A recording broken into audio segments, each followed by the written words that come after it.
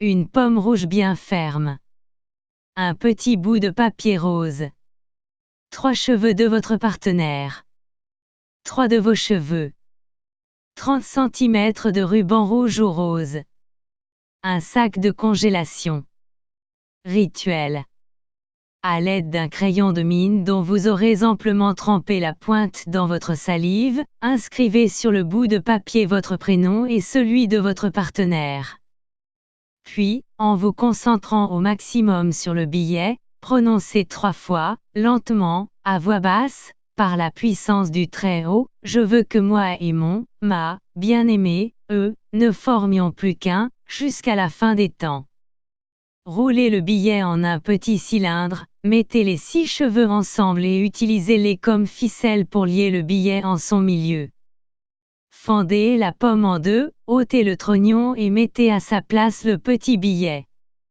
Rejoignez les 2 moitiés de pomme et attachez-les ensemble avec le ruban. Maintenant, en vous concentrant au maximum sur la pomme, prononcez à nouveau 3 fois, lentement, à voix basse, par la puissance du Très-Haut, je veux que moi et ma bien-aimé, ne formions plus qu'un, jusqu'à la fin des temps. Mettez la pomme dans le sac et placez le tout sous l'oreiller de votre partenaire pendant une nuit. Faites manger ensuite une moitié de pomme à votre bien-aimé, et mangez l'autre moitié vous-même. Quant aux cheveux et billets, brûlez-les discrètement. Commentaire. À défaut de pomme rouge, vous pouvez utiliser une pomme de n'importe quelle autre sorte, mais les résultats seraient moins bons ou moins rapides. 2. Il est préférable que les cheveux soient entiers, avec leurs racines. 3. Les couleurs rouge ou rose symbolisent la réalité et l'intensité d'un amour. 4. Choisissez un sac de congélation de type Ziploc. En tout cas, il faut que le sac puisse se refermer hermétiquement. 5. Certains conseillent d'écrire les prénoms avec quelques gouttes de votre sang. Mais le sang ne semble pas produire de meilleur effet que la salive. 6. Vous pouvez sans inconvénient invoquer le Très-Haut, le Tout-Puissant, l'Être suprême, Dieu, Allah, le Bouddha, ou n'importe quelle divinité de votre choix. 7. S'il n'est pas possible de placer la pomme sous l'oreiller de votre partenaire, alors placez-la sous votre propre oreiller. Mais les résultats seraient peut-être moins bons. 8. Il est préférable de manger la pomme rapidement, dès le lendemain si possible. 9. Si votre partenaire refuse de manger sa moitié de pomme pour une raison ou une autre, alors mangez-la vous-même. Dans ce cas, récitez encore 3 fois l'incantation ci-dessus avant de la porter à votre bouche. 10. Il est conseillé de brûler les cheveux et le billet une nuit de nouvelle lune. Pour connaître les jours de nouvelle lune, consultez un calendrier éphéméride, calendrier de la poste, par exemple, ou 11 dans un mois environ, vos relations mutuelles pourraient commencer à évoluer dans le sens souhaité. Mais ne restez pas passif, passive, il faut y mettre du vôtre, aide-toi, le ciel t'aidera, proverbe français.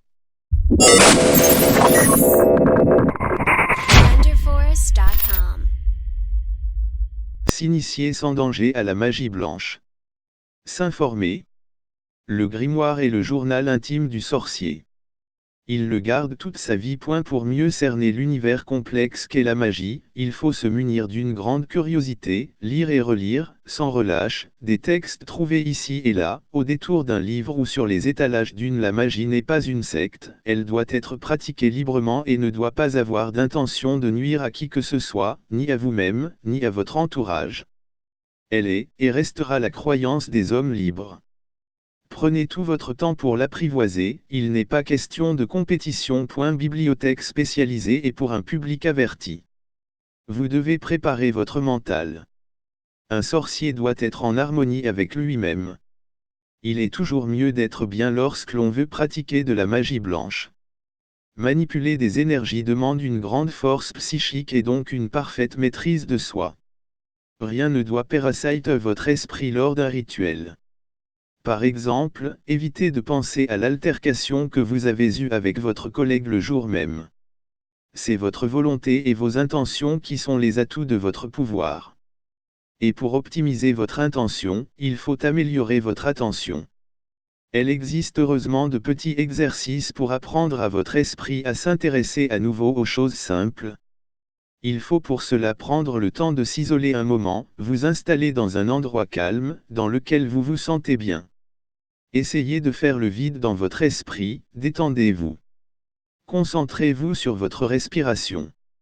Remémorez-vous un souvenir agréable, essayez de le revivre, arrêtez-vous uniquement sur ce souvenir.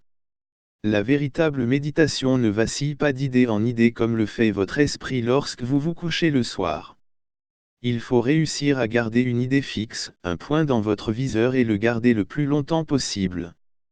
Tout est une question de volonté. Mais la concentration est une capacité qui se travaille. De l'entraînement quotidien permet de s'améliorer, et les approches corps-esprit, dont la méditation en fait partie, est un excellent moyen d'y arriver. Vous devez pouvoir, au bout de plusieurs sessions, vous concentrer même dans un endroit bruyant et notamment savoir faire le vide dans vos plus mauvais jours. Non seulement ce point de l'apprentissage magique est crucial, mais il permet aussi de créer une harmonie entre votre esprit, votre corps et le monde qui vous entoure. Des règles et des lois. Il serait bien prétentieux de prétendre connaître toutes les lois de la nature. Néanmoins, les sorciers, qui ont pratiqué et pratiquent encore cet art, ont su détenir quelques règles et lois. Plus un rituel est réfléchi et planifié, mieux il en sera pour tous.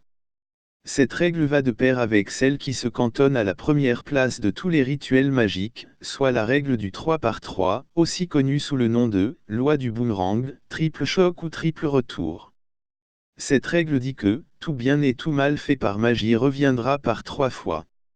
C'est en ce simple dicton que réside la barrière naturelle que beaucoup n'osent franchir entre magie blanche et magie noire. Il faut comprendre que la nature a son propre équilibre. Lorsqu'un sorcier fait un rituel, il perturbe cet équilibre. Il joue avec les lois de la nature. On peut d'ailleurs scinder ce célèbre effet boomerang en 3 lois, la loi de l'empreinte, qui veut que tout ce que nous faisons laisse une empreinte dans le temps, les lieux et dans l'espace. La loi de l'analogie, qui veut que tout ce qui émane de nous se répercute sur soi et sur autrui. Et enfin la loi de la récolte, qui veut que tout ce que nous avons fait et ressenti nous revienne amplifié. On ne récolte que ce que l'on a semé. Point d'exclamation et d'interrogation. Point d'exclamation et d'interrogation. Point d'exclamation et d'interrogation. Il existe également un petit exercice pour améliorer sa concentration. Haussement d'épaule, haussement d'épaule, haussement d'épaule. Fermez les yeux et imaginez un objet. Cela peut être une pomme ou une chaussure à talons, peu importe, ce que vous voulez. Il faut que vous dessiniez cet objet parfaitement dans votre esprit, jusqu'à ce que vous ayez l'impression de vraiment l'avoir en face de vous. Tournez-le sous différents angles. Une fois cette partie maîtrisée, vous pouvez passer à l'étape suivante et imaginer précisément ce même objet les yeux ouverts et même le faire tourner.